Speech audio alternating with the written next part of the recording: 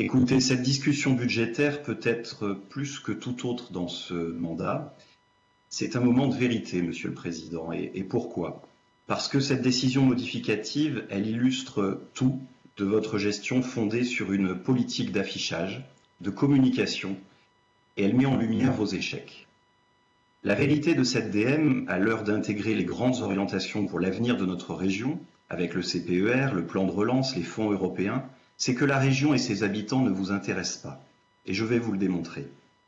Depuis le début de votre mandat, vous vous êtes efforcé de claironner sur tous les tons que vous étiez un comptable d'exception en réalisant 300 millions d'euros d'économies en dépenses de fonctionnement, en comptant sur la crédulité de nos concitoyens qui pensent innocemment que les dépenses de fonctionnement sont du gaspillage d'argent public. Vous avez alimenté cette crédulité en faisant croire que vendre quelques Clio suffirait à réaliser ces économies. Or, chacun le sait, ces économies, elles ont été réalisées pour plus de la moitié sur le dos de la formation professionnelle et sur les demandeurs d'emploi dans notre région. Au terme de votre mandat, vous avez totalement cassé la politique de la formation professionnelle dans la première région industrielle de France. C'est un fait incontestable. Quand la région Occitanie a commandé plus de 208 000 formations, la Nouvelle-Aquitaine plus de 177 000, les Hauts-de-France 205 000, le Grand Est 138 000, eh bien notre région est en dessous du seuil des 100 000 formations commandées. Même la Bretagne, bien plus petite que nous, a enregistré plus de 117 000 formations. À ce niveau de relégation, vous ne pouvez plus vous justifier en expliquant que vous avez simplement mis fin au stage parking. Entre 2010 et 2015, sous la gauche, Auvergne-Rhône-Alpes avait enregistré plus de 235 000 formations commandées. Nous étions alors la première région de France de la formation professionnelle, et même devant l'Île-de-France bien plus peuplée. Au terme de votre mandat, nous sommes les bons derniers des grandes régions avec seulement 98 000 formations commandées. Les choix politiques sont ceux d'une droite dure, qui frappe les plus fragiles, les demandeurs d'emploi qui ont le plus besoin de soutien.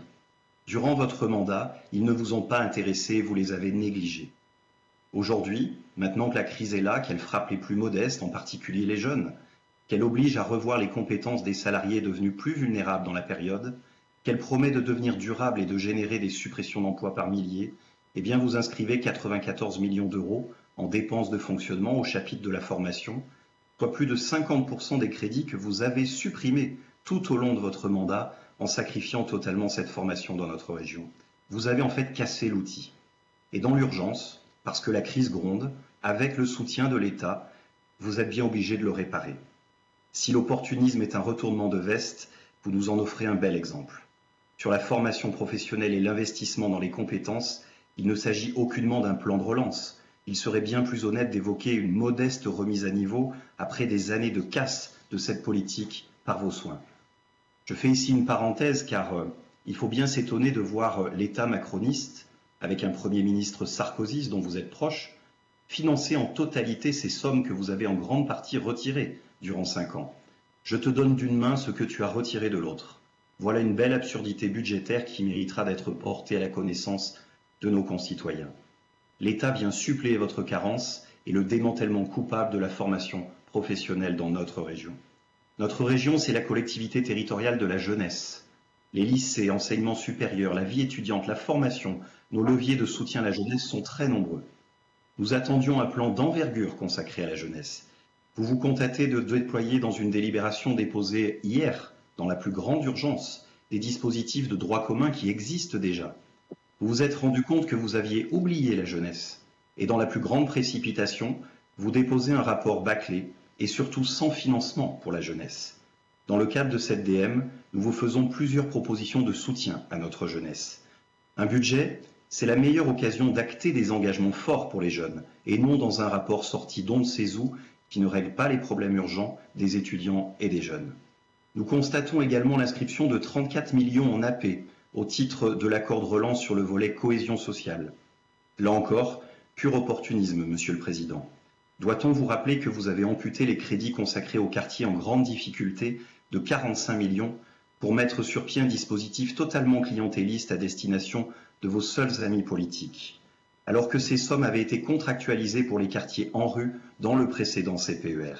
Les territoires les plus en difficulté de notre région ont reçu à peine 50% des crédits qui leur étaient destinés dans le CPER.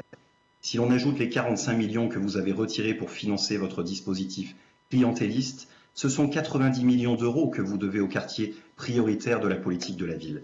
Pourquoi retenez-vous ces sommes? Pourquoi faire tant de difficultés à financer ces territoires qui sont parmi les plus relégués de notre République? Monsieur le Président, vous faites partie de ceux qui mettent à l'index ces soi-disant territoires perdus de la République, mais la République, c'est aussi vous. Et à travers vous, le Conseil régional dont vous êtes le président. Durant 5 ans, vous avez tout fait pour limiter le soutien de notre collectivité à ces quartiers difficiles. Rendez l'argent que vous leur devez. Je le répète, 90 millions consacrés dans le précédent CPER. Car vous ne ferez pas oublier votre bilan pour ces quartiers à l'heure d'inscrire seulement 34 millions d'euros dans une DM au titre d'un axe de cohésion sociale et dont au passage on ne connaît ni le détail ni les territoires visés. Nous constatons également l'opportunisme cynique dont vous faites preuve lorsque vous faites financer par l'État et le plan de relance vos politiques de droit commun pour les lycées, que vous appelez pompeusement plan Marshall. 38 millions en AP, il y a de quoi s'étrangler quand on sait la sévérité de la crise qui nous attend. Le plan de relance sert à financer vos politiques de droit commun alors qu'il n'y a pas 1 euro dans ce plan pour les acteurs de la montagne. Là aussi, vous avez déposé un rapport à la dernière minute, sans traduction budgétaire, puisque ces 304 millions d'euros annoncés dans le rapport montagne et soumis au vote demain n'apparaissent même pas dans cette DM. Au passage, vous aurez fait votre pub, votre communication personnelle sur le dos de la montagne, et aujourd'hui, sans traduction budgétaire, on constate que les acteurs de la montagne ont été dupés. Et pour revenir au lycée, vous avez donc besoin de l'État pour voler au secours des lycées de la région, car dans votre mandat, vous aurez moins investi que les précédentes régions. Aucun lycée ne sera sorti de terre sous votre mandature. En Occitanie, Carole Delga en aura inauguré 5 en 5 ans. La comparaison est cruelle pour votre bilan. Le plan de relance pour la région est chiffré à 1,5 milliard sur 2 ans. Or, cette DM ne concrétise que 592 millions d'euros d'ouverture budgétaire financés en quasi-totalité par des recettes de l'État ou de l'Union européenne. L'effort de la région est modeste et se résume à une augmentation de la dette régionale de 8,6 millions pour atteindre 931 millions d'euros aujourd'hui.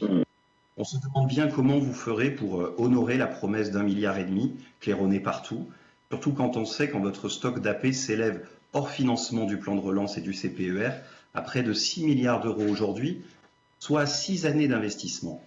Votre région est de nature à inquiéter vos successeurs dans quelques mois, car ils devront assumer des engagements et des promesses que vous aurez faits sans avoir les moyens de les financer. Votre région annonce, et c'est la stricte vérité, un mur budgétaire extrêmement préoccupant. Enfin, cette DM aurait dû être l'occasion de parler de l'avenir de notre région et du CPER avec la programmation des fonds européens. Malheureusement, c'est un retour